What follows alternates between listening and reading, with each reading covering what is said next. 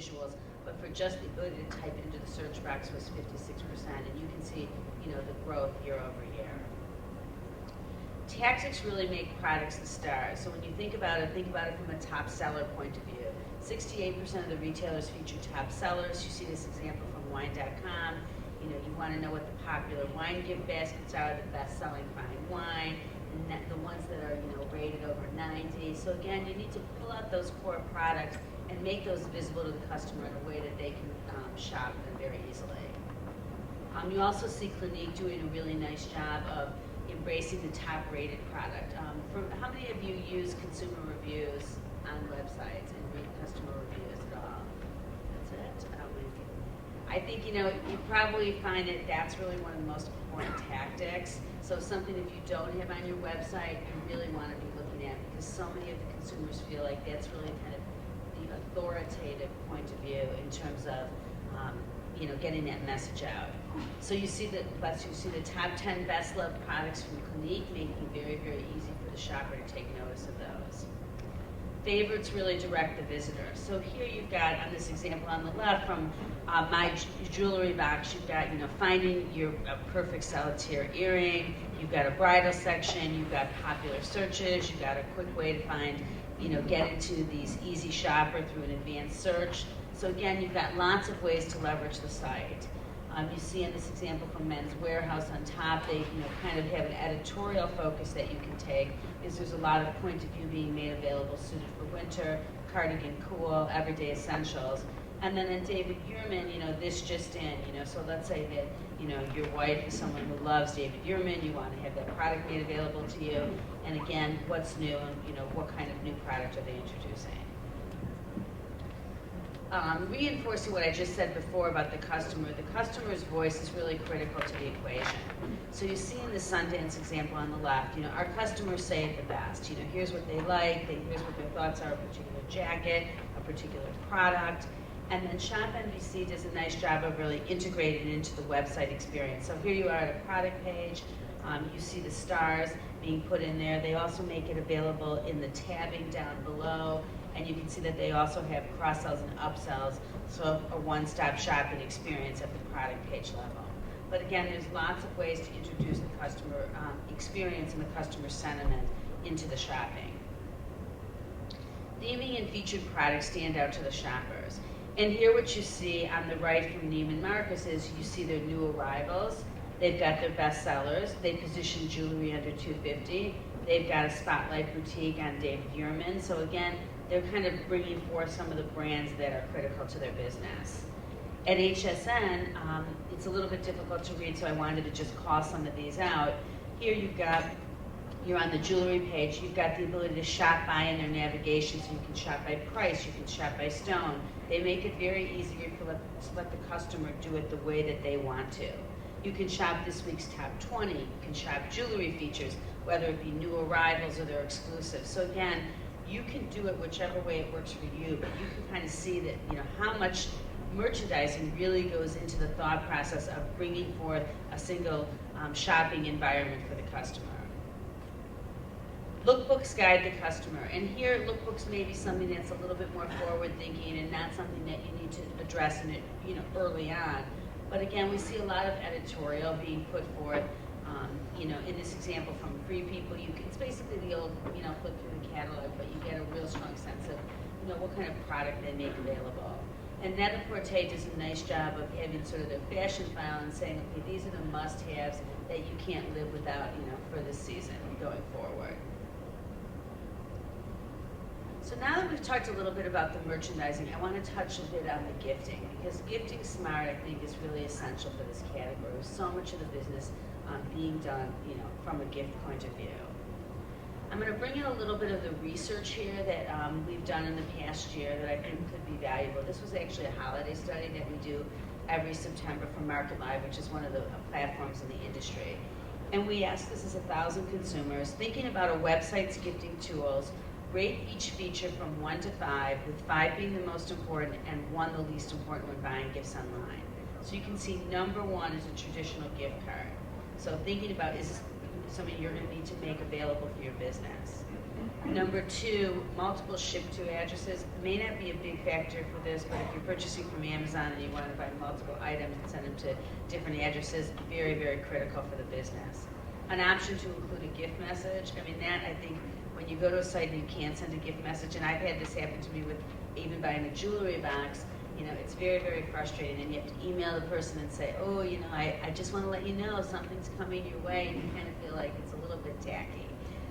A wish list. Wish lists are very, very strong to find out what other people want. This is kind of the newfangled way, instead of, you know, calling your mom or your mom calling you and go, honey, what do you want for the holidays, or what does your daughter want?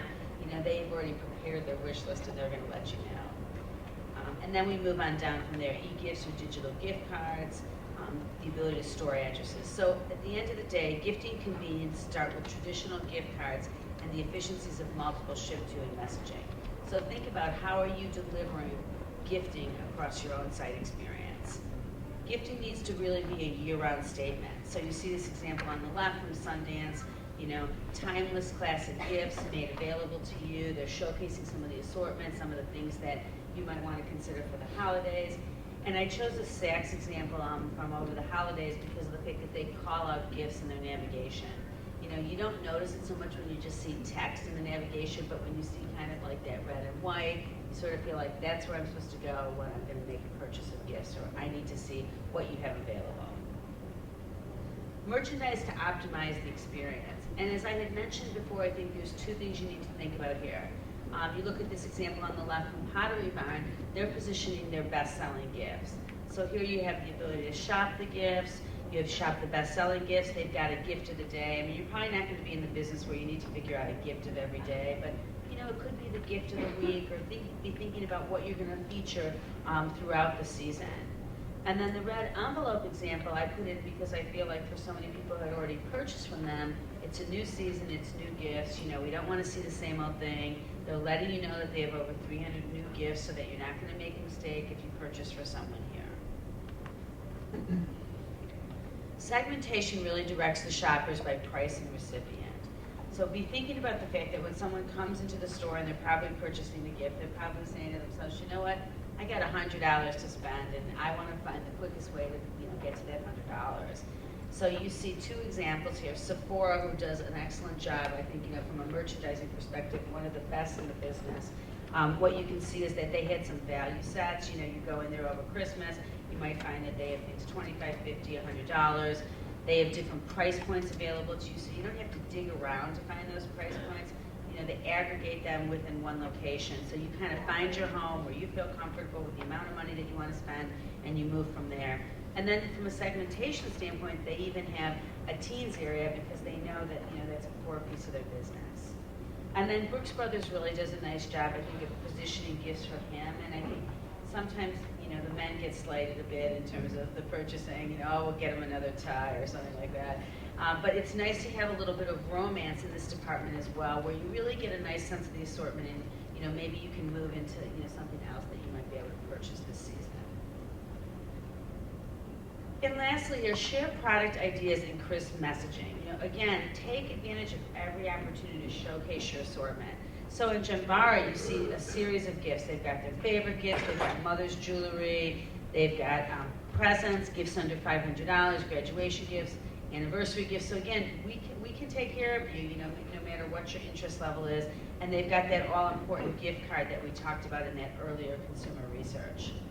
And then Bliss I just included because I thought it was just great if anyone knows this brand, hey babe, you would simply make Valentine's the best ever if you surprised me with any of these gifts, So again, make it fun for the customer, make it exciting for them to make the purchase and have a little bit of a sense of humor.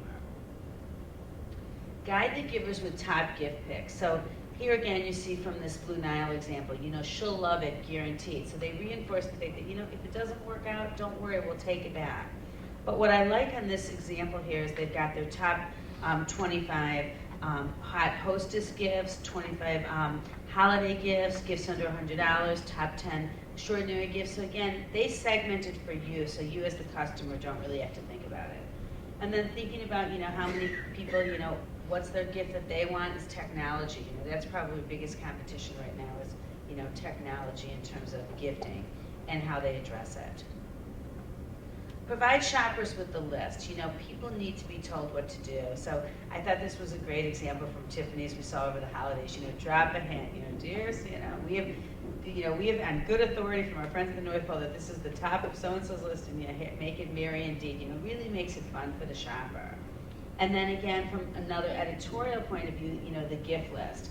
10 items that you can't live without. You see these, and maybe one of these strikes your fancy, and you think, I need to think about making that purchase for someone I know. Think last minute. E-gift cards are embraced by today's shoppers. Just think about it. How many people have sent an e-gift card online? Anyone sent an e-gift card? I mean, the convenience of doing it, it's like, you know, I think what happens sometimes with online shopping is you don't even think like you're shopping, because you don't take out your credit card. If you're like me, you have your American Express card memorized, just type that number in, and you feel like, oh, I didn't really even buy anything.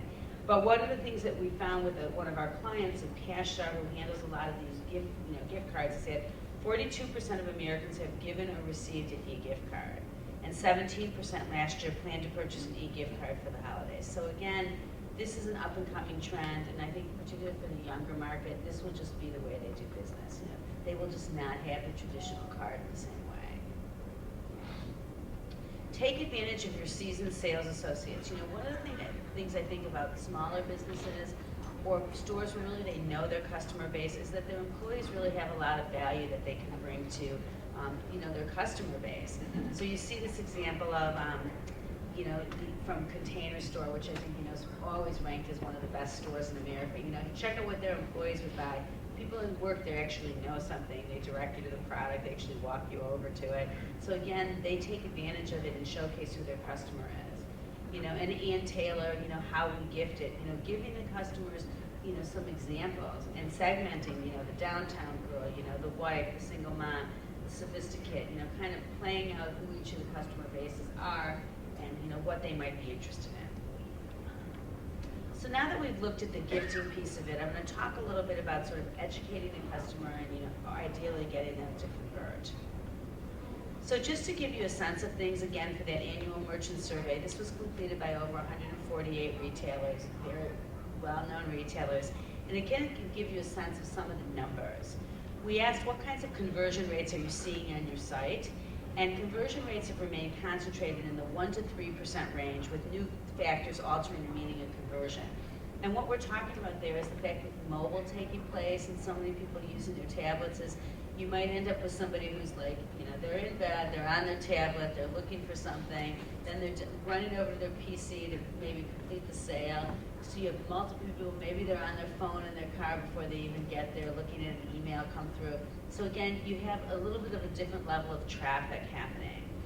We did see in the results, we just completed them a week ago from this year, that the conversion rates are rising slightly, which is definitely great news for the retailers.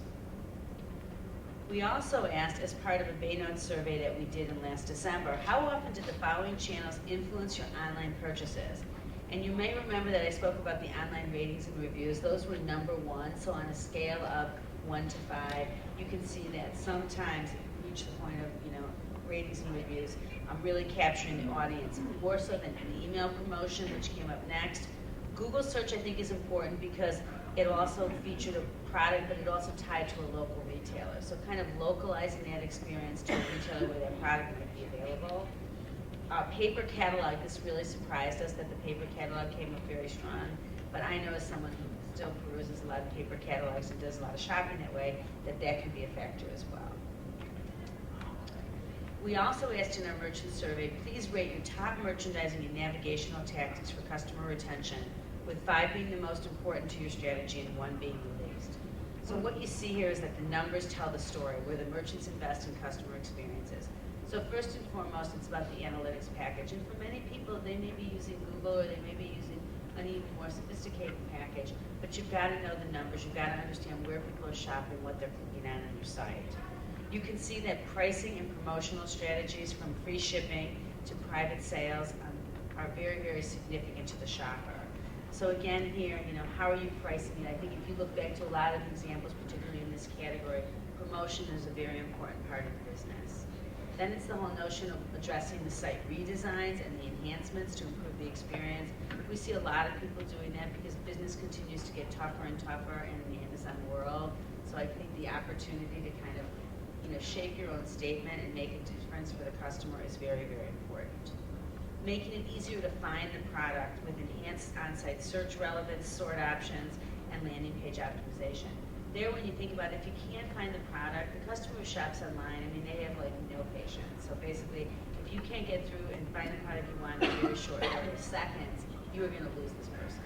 So you have a bad search, or you can't find it, you have to dig around, drill down through multiple things. That's not really going to work for today's shopper. And then the other one I'll touch on is the right in-stock assortment.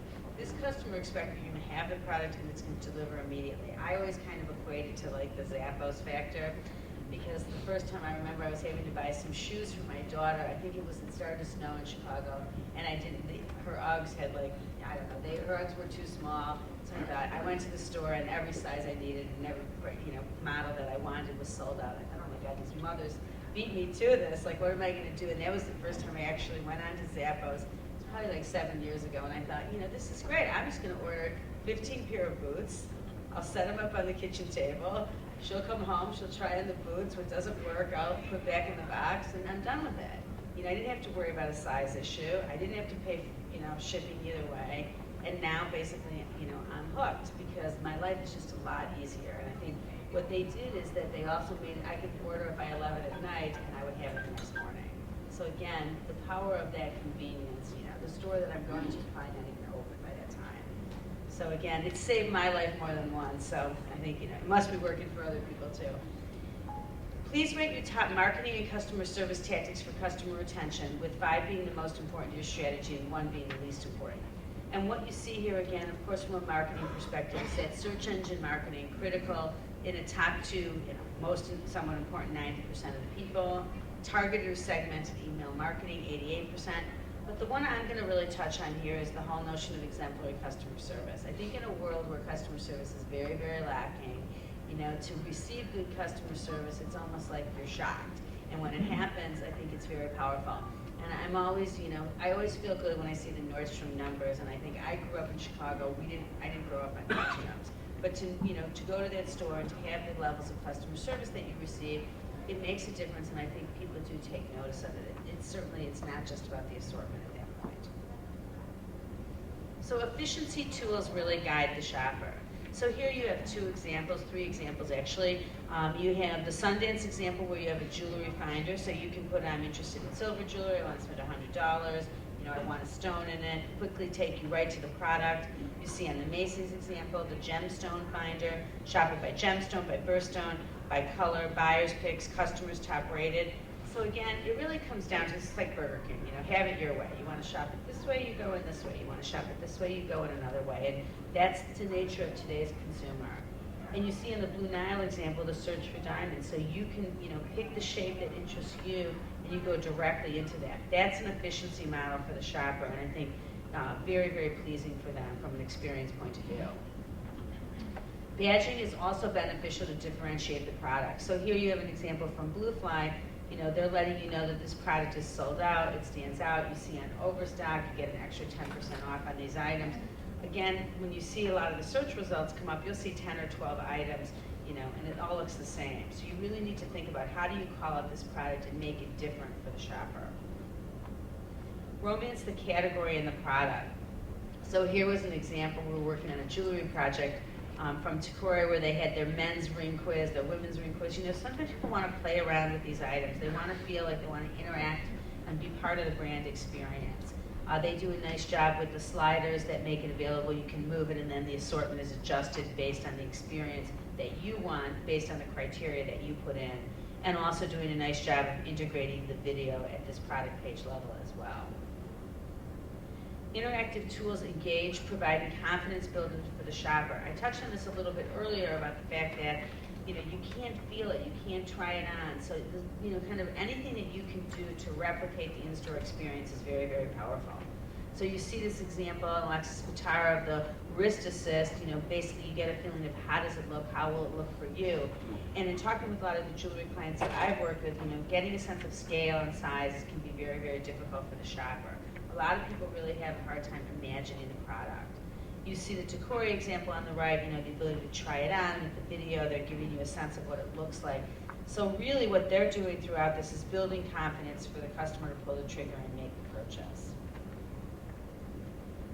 Core individuality via customization. The build your own, the create your own product is very, very important in this category, as it is in many categories that we work in. So here's this example on the left from Blue Now with building your own ring, and you can also, if you want, you can customize the polo color, and the monogram that you have. So again, we live in a world where, all you have to do is stand at the Starbucks counter. You know how these people make up the drinks that they buy.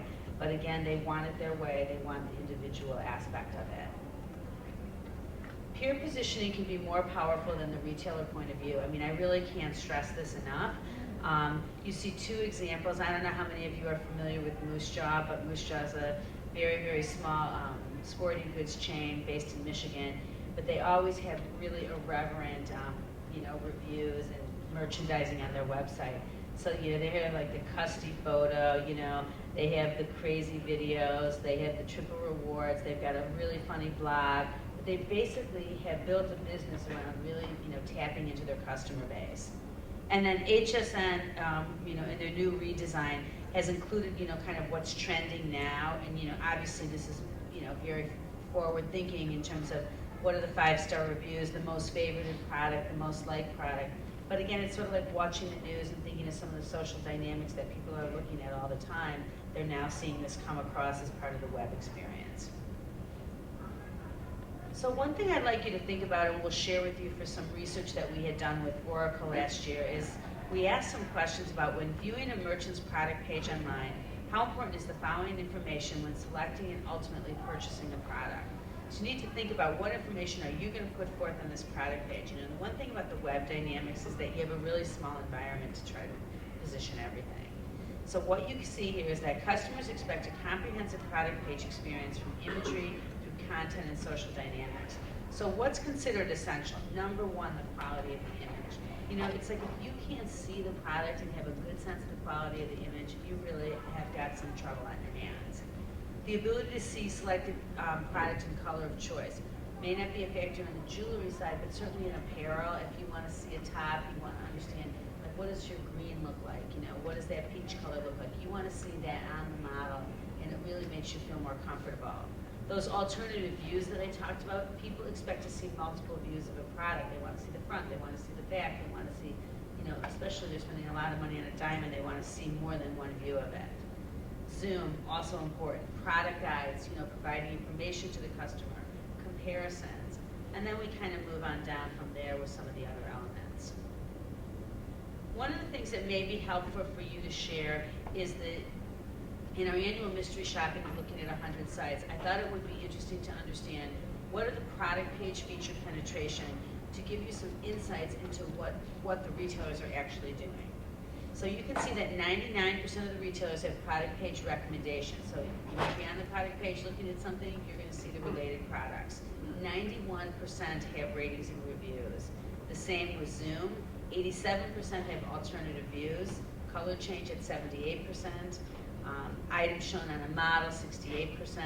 And then again, dropping on down from there. But you can see that so many of these things are universal. So as you're going into the market or considering it, you can see that people have invested in this 10, 15 years. And it's expensive, a lot of these elements. So I think you're going to need to really make choices and kind of go back to that ROI chart in terms of what delivers the most for a customer. Create a one-stop conversion destination via the product page. So these two product page examples I pulled is one is from Things Remembered. You can see the alternative views. You can see the recommended products. They have their gift reviews that they've recently added to the site. They reinforce it with some customer service delivery information at the juncture where someone's actually making a decision. From Blue Nile standpoint, really beautiful product photography. They also have similar items because they know that people who are shopping in the product page are most likely to probably look at other items that are like the ones that they looked at. Again, they have some of the social dynamics, the pricing, and shipping information all made available here. Comprehensive product pages inform and inspire. And these two examples I showed because I think in some instances you see that more people are tying to their local store.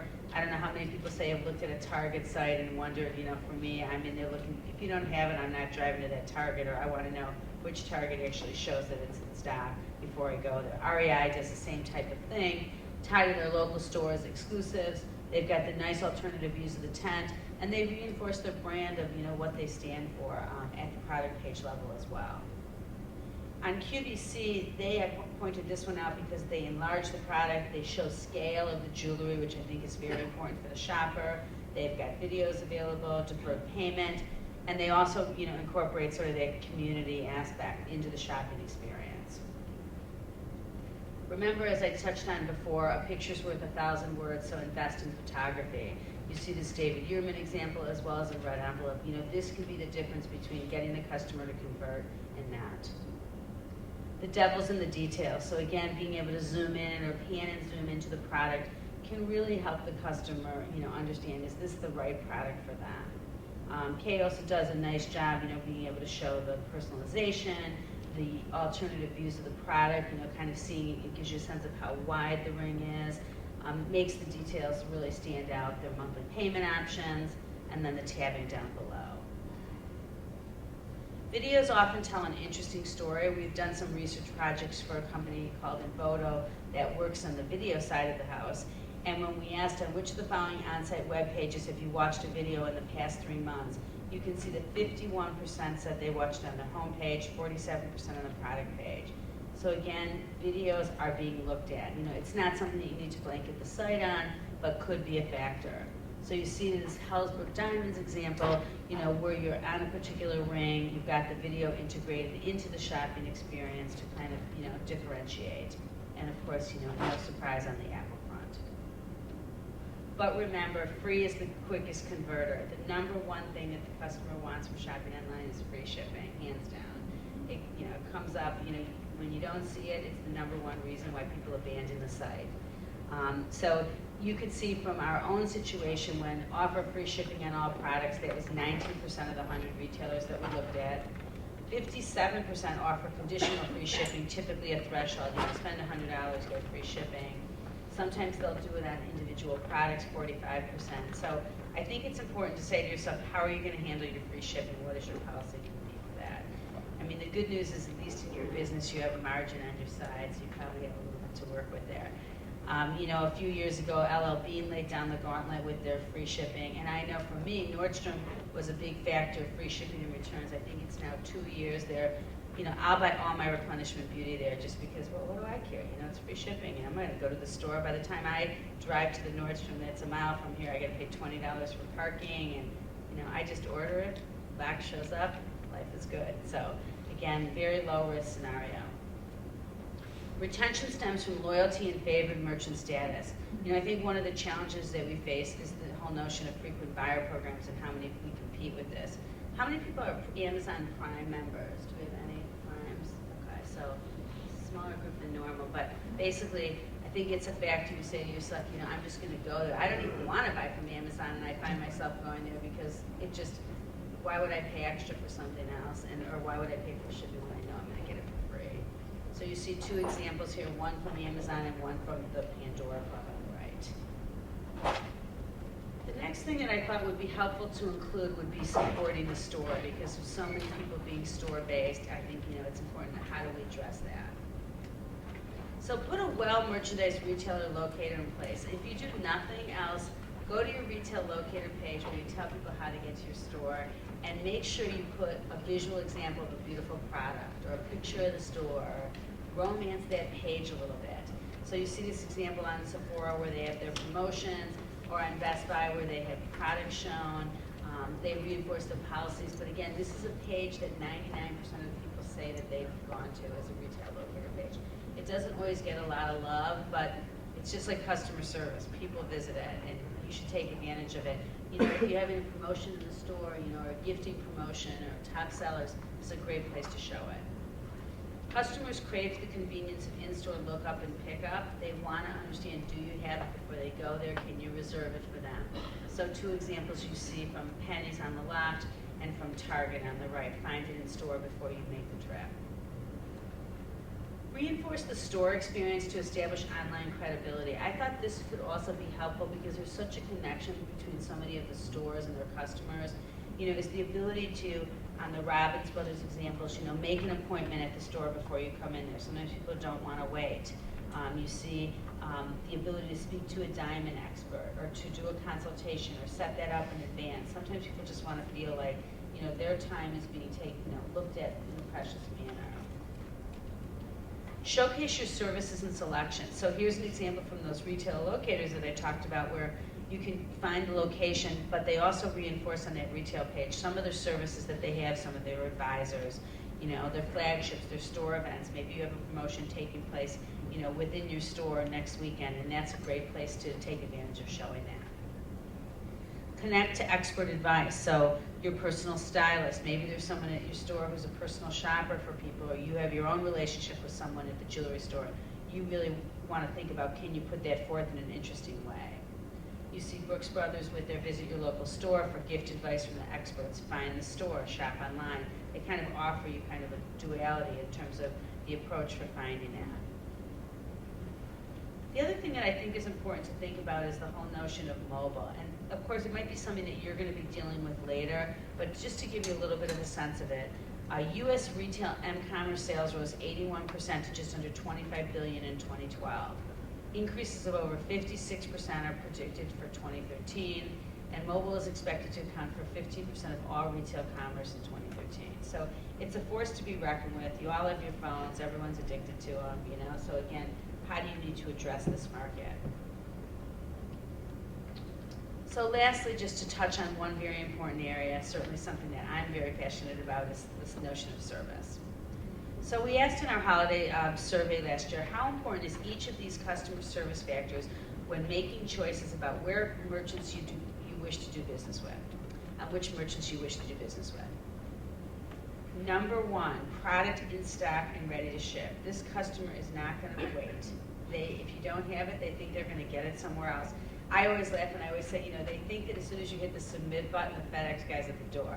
And that's the culture that we're basically living under, is that people don't wait for anything. And I think it's problematic, particularly for a retailer from a logistics standpoint in terms of competing.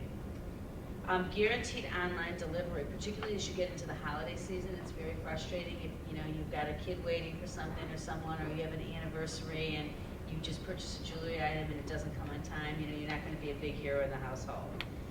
Flexibility of the overall return policy, critical to the shopper. They want to know that you'll work with them. Free returns comes up very high at 72% in the top two. Shipping deadlines. One of the things you want to provide over the holiday season is what are your cut-off dates when you can still get it for Christmas. Make sure that you have that information on the site.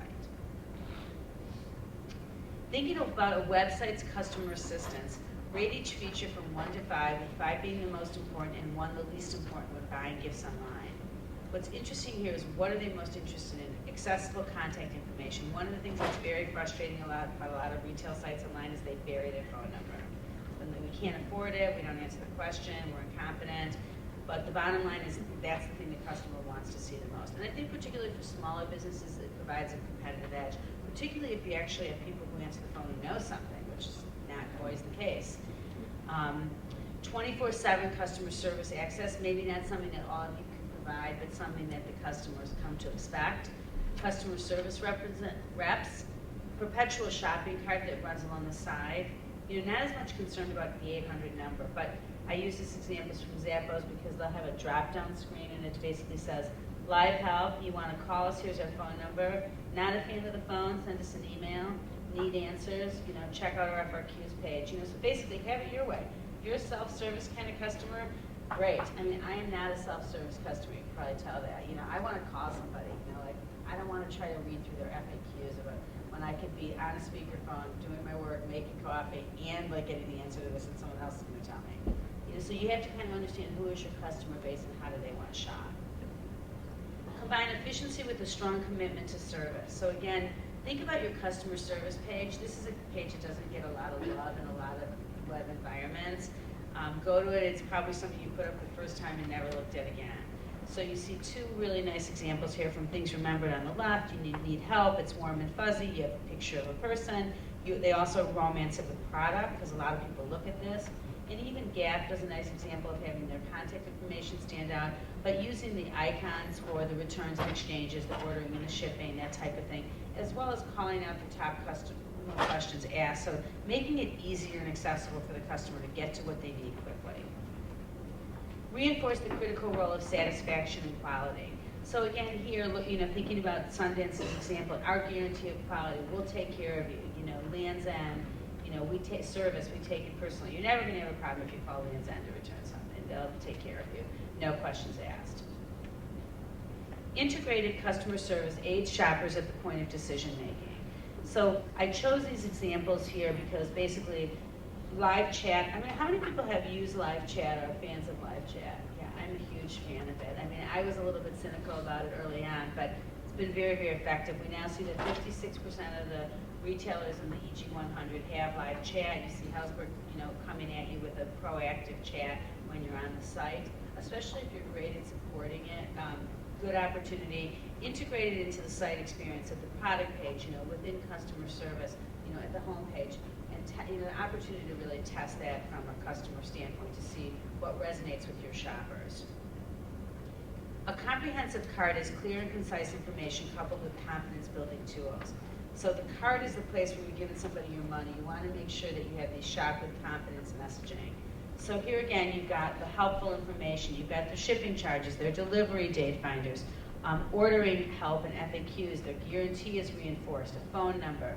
You're not really too nervous about doing business with them because all the information you need is accessible right from the shopping cart. The cart must combine efficiency, merchandising execution, and ideally payment options. So what you see here is in this HSN example, all the payment options made available to you, including PayPal, as well as a series of recommendations that you might want to consider. Also, I put in this example from Under Armour because it's very, very strong in terms of proceed to checkout. Here's what you need to do. You want to buy some extra items, here they are. Here's our guarantee. It's very, very strong in terms of getting you through the shopping experience and getting you to process your credit card. Think efficiencies to expedite the checkout process. So you look at Barnes & Noble and you see the shading examples. You've got to make sure that you have the information in the format that's very easy for the shopper to scan. So you also see their example, get free express shipping, trying to compete with free on every other experience. One-click checkout from Amazon. Anyone you do business with where you already have one click can be very, very powerful in and out from a shopping perspective. Right now we see that the average site that we look at has 5 clicks to check out, but half of the sites have 49% have a one-click setting. You go in, they've stored your information, you hit the pay button, and you're done. Merchandising opportunities exist to drive up the AOV. This is a great chance for you to show additional product, reinforce your gifting. So take advantage of the shopping cart to really get the customers thinking about buying something more. Maybe you have a chance for an add-on sale here, just like point of purchase. Apply personalization strategies. So much of the strength of Amazon, is really based on not so much being a retailer, but the information that they possess about you and the ability to sell it to you that way. You see the all-check example on the left. Check out these recommendations that should go nicely with your latest purchase. Again, you got a great chance for me to take a look at that, more so than a regular email that comes with some random set of product. Embrace social dynamics. We live in a culture where the social piece is going to be very important, I think, particularly for the younger audience. 47% of the sites that we looked at had a blog associated with them. They serve you very well from a content development standpoint as well as from SEO. You see this Tory Burch example on their blogging, as well as the example on the right from 1-800-Flowers on their Facebook page.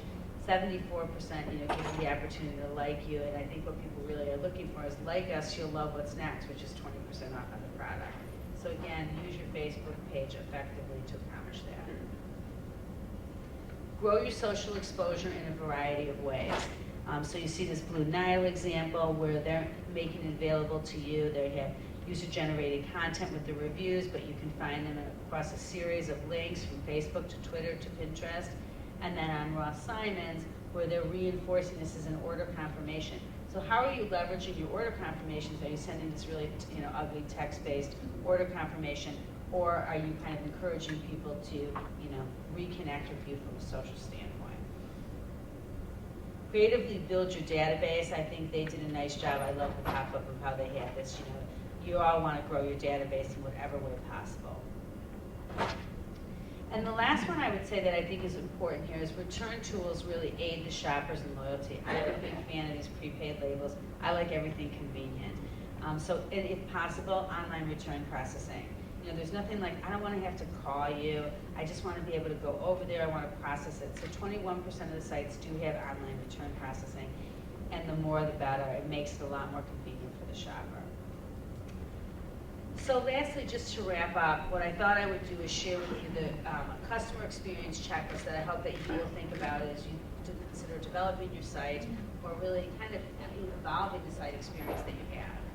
So number one, does the brand experience reflect the customer experience you wish to portray and inspire your shoppers? I always say, like, would you be okay with your mother? You know, did she look at it and go, yeah, this looks pretty good? You know, have you taken advantage of technology to best present your assortment and give it the visibility it deserves?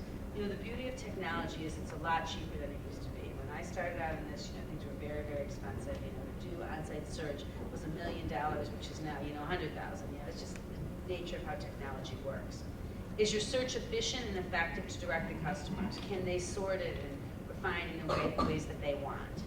Have you provided ample information, your copy and your imagery to educate your customers, giving them the confidence to buy? You know, how strong is your imagery? Would you buy off your website based on the pictures that you have? And then the other thing I would caution you is people don't read. So, you know, don't make too much text because basically, like, we live in a culture where no one reads. Have you delivered an exemplary gifting experience from tactics to tools? You know, if gifting is core to your business or half your business, give it some TLC. Are you sharing the customer point of view? You know, the ratings and reviews in particular. Is a streamlined checkout in place to avert abandonment? You know, do you have, you know, a checkout experience that makes it easier for the customer to buy? I remember one time this guy from FedEx said, you know, never get between a woman and her credit card. You know, like when she's ready to pay, she wants to pay and be out of there.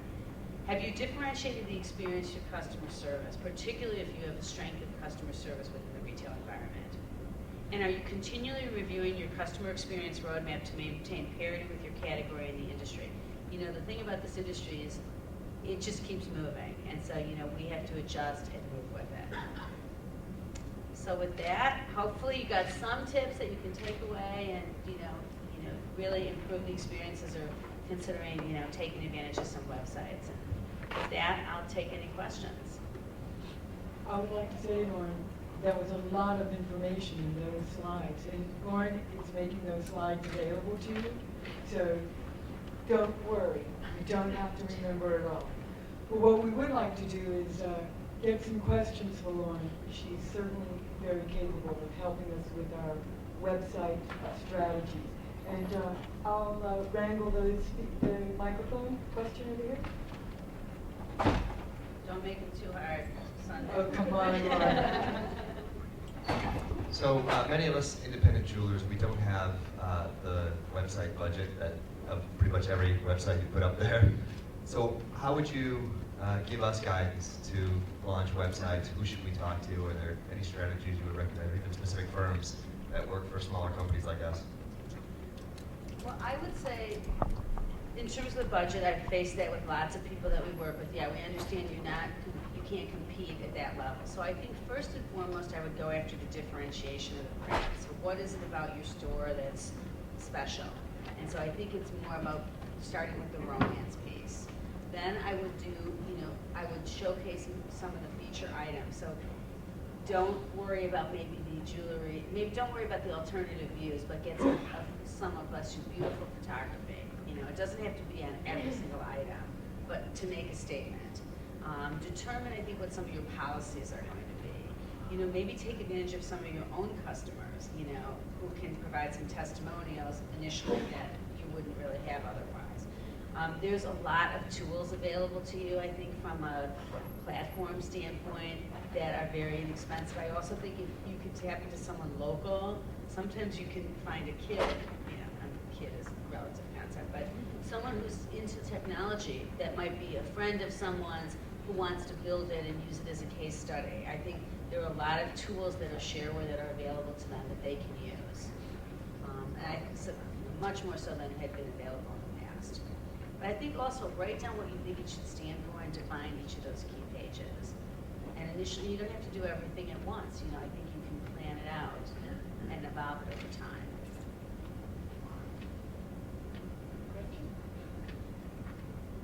Do you have any more questions for Randy? Or, okay. How do you see small retailers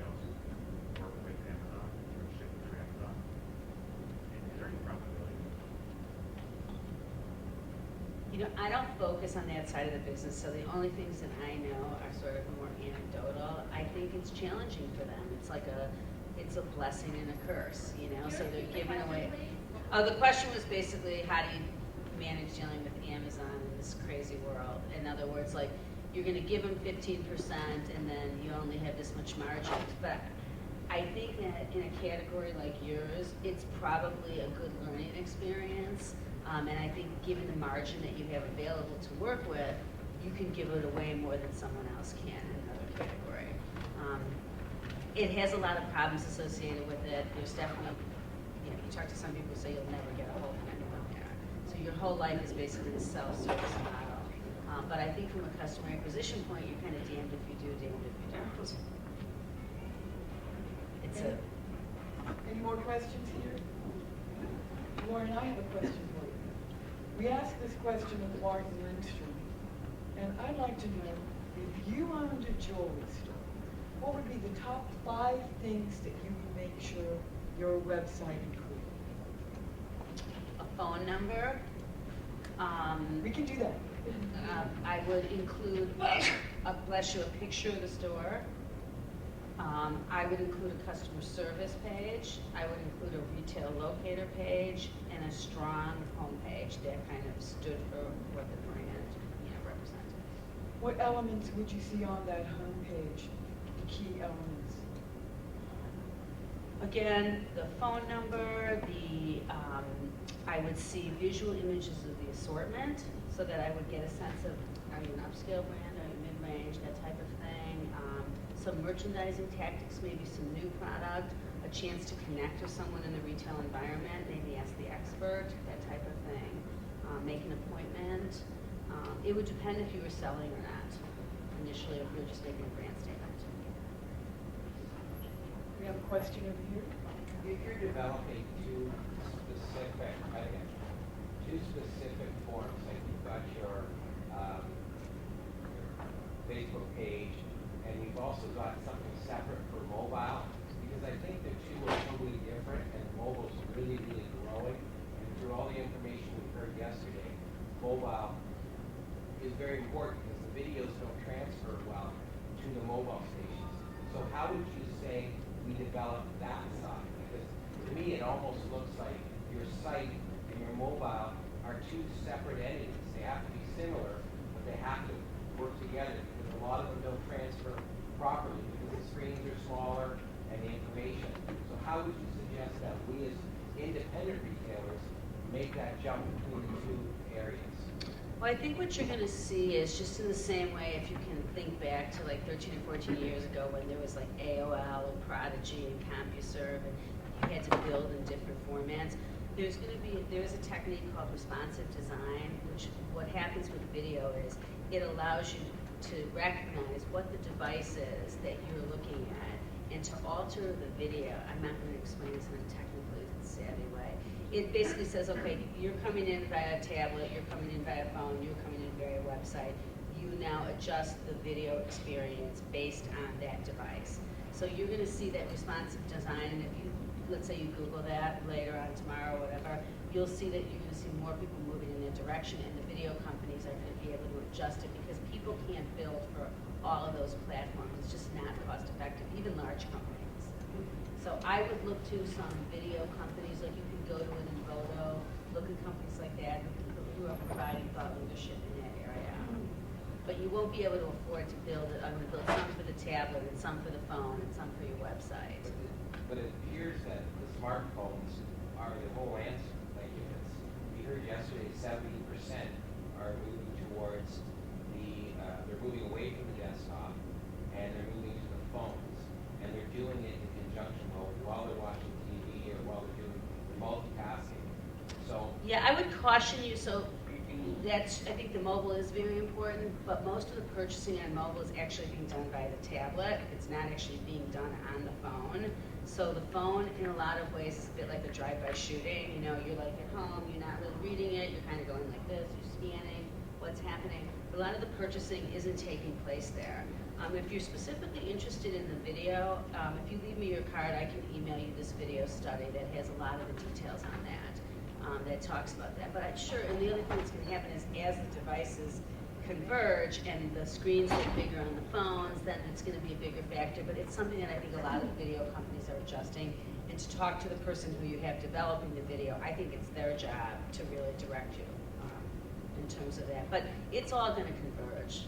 And I would say probably within a year. But don't, you have to remember, one thing about shopping is that it's about buying at the end of the day. And just looking is important, but one of the things we did see in the research study that we just did within Photo a couple months ago was that there was more video watching on the phone than the tablet, which we were sort of surprised about. So, but again, we're concerned also about what percentage of people purchase. We have another question over here. And what's your name and where are you from? Crystal from Cincinnati. What about listing some of your merchandise on some of the shopping search engines? For example, you can have your merchandise included in the Amazon search results and the Google shopping results. It's not cheap, is it worth the investment? I don't focus on that area of the business. I think, again, all that can be tested. You can kind of see if it works for you. And you have to learn, it's like a science. You've got to test it, try it, see what happens, and see if it delivers any results for you.